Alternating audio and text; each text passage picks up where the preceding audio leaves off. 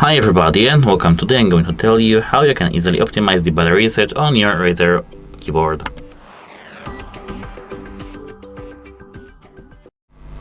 So as you can see now, in the RAZER Synapse application we have to tap on our keyboard. Now we have to move to power, and here we have the dim lighting, which is the one option for power saving, and one wireless dim lighting is equal for and minutes.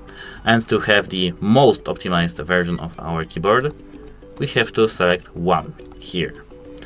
Our lights would be just dimmed and the brightness will be lowered. Here we can disable this option, but this option has to be enabled. Apart from that, we have power saving, and we can disable and enable this option, and this option has to be enabled. And to optimize our battery usage and to the least, we have to set this to the 15 value, but the power saving will be when it's enabled, it's good. Here we have lighting, and to optimize it too, we can set the brightness to some lower values to our preferences. I prefer to use 20.